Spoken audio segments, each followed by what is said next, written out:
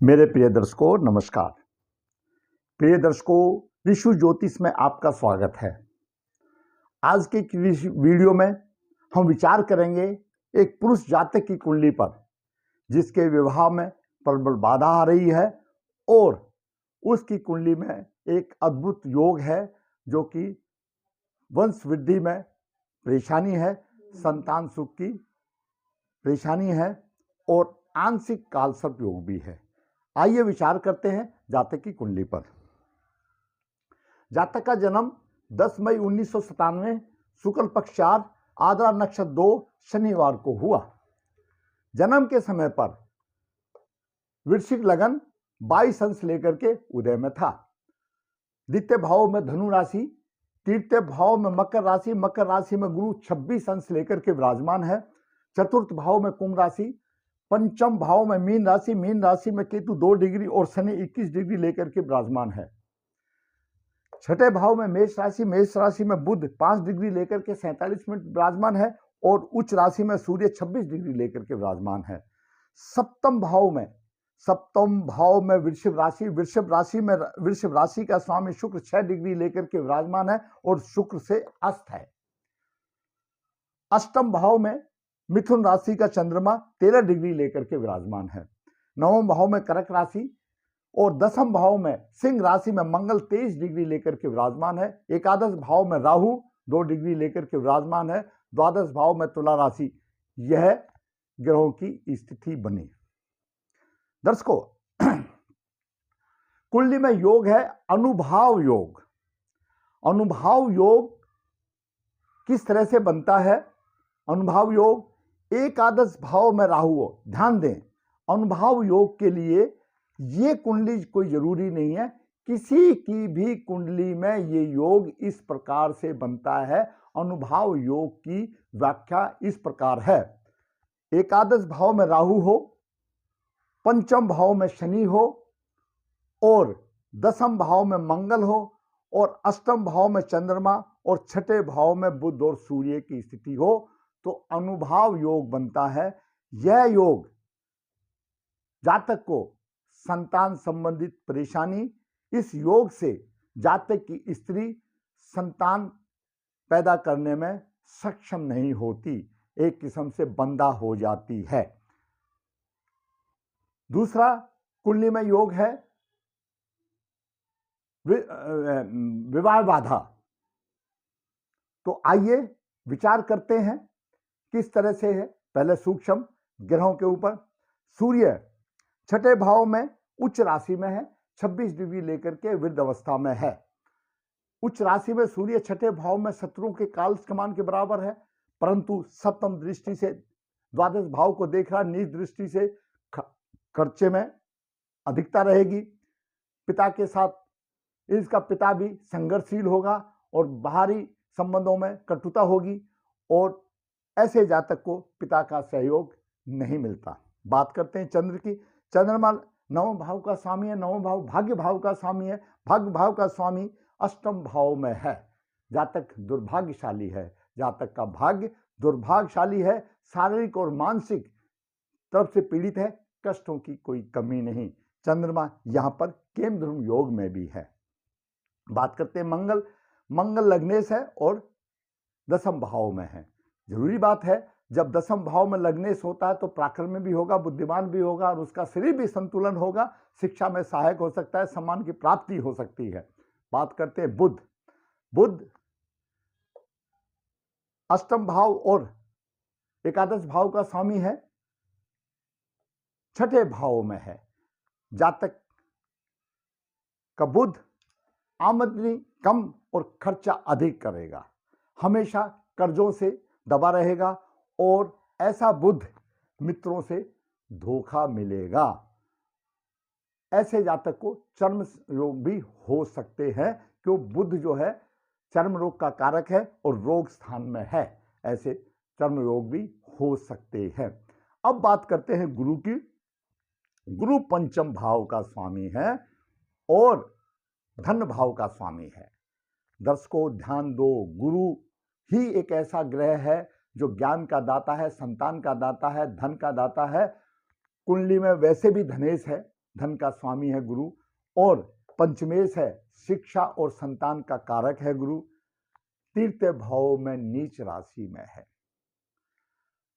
हरिवंश पुराण में ये कथन आता है, जिस जातक की कुंडली में गुरु नीच का बनता है वह प्रबल पितृदोष माना जाता है, उसको कहीं पर भी रहा उसकी आसान नहीं होती, और उसका या तो पितरों का द्वारा प्रबल पितृदोष माना जाता है।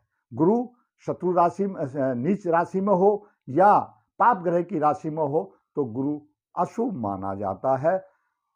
वो बात अलग है, तीसरे भाव में नीच राशि में नवम भाव से भाग को देख रहा है तो भाग के सहारे पर ही कुछ कर सकता है, पराक्रम की उसमें बहुत ही कमी होगी। वो ऐसा आदमी है कि मिलेगा तो ठीक है, जैसा भाग देगा तो ठीक है, भाग के बल पर ही चल सकता है, कुछ करके खुश नहीं होगा, क्योंकि तृतीय भाव पराक्रम का भाव है, नीच का गुरु है। बात करते हैं शुक्र की। दर्शकों, पुरुष जातक में शुक्र विवाह का कारक है। जातक स्त्री हो या पुरुष हो, शुक्र की अच्छी स्थिति अच्छा दाम्पत्य सुख देती है। अगर जिसका शुक्र बिगड़ा हुआ है तो समझ लो उसका जीवन निरर्थक है। शुक्र लक्ष्मी है, शुक्र ग्रह लक्ष्मी है, शुक्र स्त्री है, जितने भी भौतिक सुख है वो सभी सुख से मिलते हैं। शुक्र अपनी राशि में है 6 डिग्री लेकर के, लेकिन सूर्य के प्रभाव में अस्त है।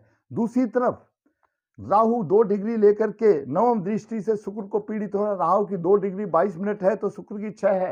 राहु का सीधा शुक्र के ऊपर प्रभाव है, शुक्र के ऊपर राहु का भी प्रभाव है, शुक्र के ऊपर सूर्य का भी प्रभाव है, और दोनों पृथक कारक ग्रह हैं।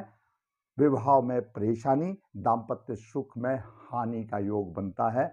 ऐसे बच्चों की विवाह में बहुत परेशानियां आती हैं, दाम्पत्य सुख लेने में बड़ी परेशानियां आती हैं। ऐसा जातक का शुक्र है जो अपने घर में ही उसको सुखी जीवन नहीं दे सकता, जीवन साथी का सुख त्रुटिपूर्ण मिलेगा। ऐसा जातक राह भी भटक सकता है। क्यों? ज्योतिष शास्त्र बताता है अगर शुक्र के ऊपर शनि का राहु का प्रभाव होता है तो जातक राह भटक सकता है, चरित्र की हानि भी कर सकता है। यह दिशाओं के ऊपर निर्भर करता है। लेकिन यहाँ पर जब शुक्र ही अस्त हो गया तो विवाह में प्रबल बाधा की बात आ गई। शुक्र से अस्त है। बात करें शनि की। शनि वृश्चिक लगन के लिए अकारक है और पंचम भाव में है। उच्च शिक्षा, संतान प्राप्ति में बाधा है, व्यवसाय में कठिनता की बात सुनाई होगी।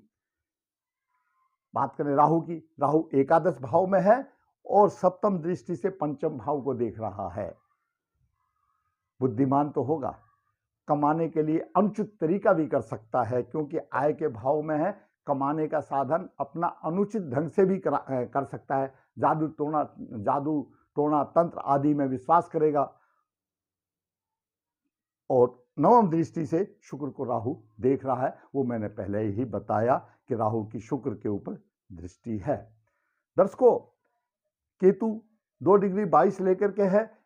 किसी को कोई खास पीड़ित वाली बात नहीं हो रही है। राहु यहां पर पीड़ित कर रहा है।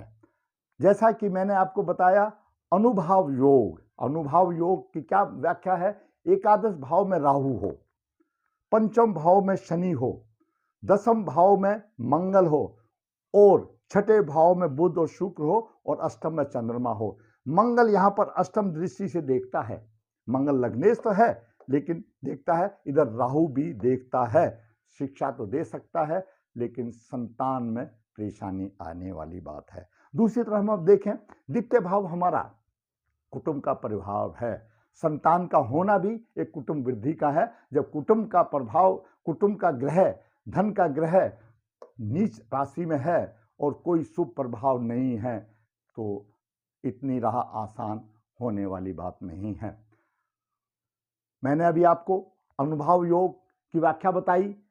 भाई, एकादश भाव में राहु, पंचम में शनि, अष्टम में दसम भाव में मंगल, छठे भाव में बुध और सूर्य और अष्टम में चंद्रमा अनुभाव योग बनता है। इससे संतान की दिक्कत आती है। ऐसी स्त्री संतान पैदा करने में असक्षम होती है। इसको बंधा भी कहा जा सकता है, बांझ भी कहा जा सकता है।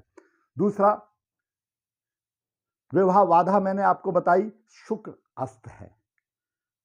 अब बात करते हैं बाकी और ग्रह के ऊपर।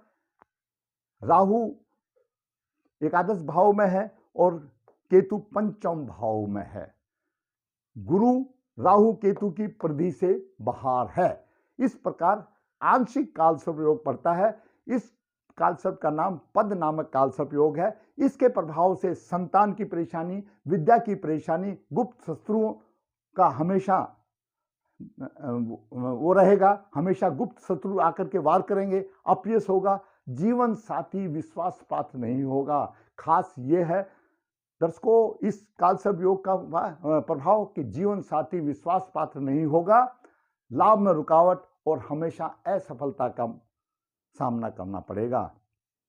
दर्शकों यह जातक अभी अभी हमारे पास आया, जातक की शनि की दशा चल रही है जो कि 26 मई 2022 से है और 41 तक है। तो जातक की कुंडली में कालसर्प दोष प्रभावी है।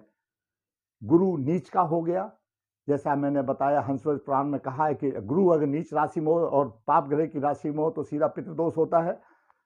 और मैंने संतान सुख हानि का और विवाह आदि का वर्णन आपको बता करके आपका मार्गदर्शन किया। उपाय वही है, नारायण बलि करनी पड़ेगी, इन दोषों का उपाय करना पड़ेगा। फल तो परमात्मा देगा नहीं देगा, कर्म फल तो भुगतना ही पड़ेगा। हम सिर्फ उपाय कर सकते हैं, तो हमको उपाय करना चाहिए। हमको मनुष्य होने मिला है काम उपाय करने के लिए, कर्म करने के लिए। फल छोड़ दो श्री हरि के ऊपर जो देगा। दर्शकों अगर आपको मेरा ये वीडियो अच्छा लगा है, आपका मार्गदर्शन हुआ है, आपको कुछ ज्ञान की वृद्धि हुई है, तो मेरा वीडियो को आप लाइक अवश्य करना, मेरा वीडियो को आप शेयर अवश्य करना। जिस दर्शक ने मेरा चैनल सब्सक्राइब नहीं किया है वो सब्सक्राइब करना, ताकि मेरा मनोबल ऊपर उठे और मैं इसी प्रकार आपके सामने वास्तविक कुंडलियों का विश्लेषण करके आपका मार्गदर्शन करता रहूं। दर्शकों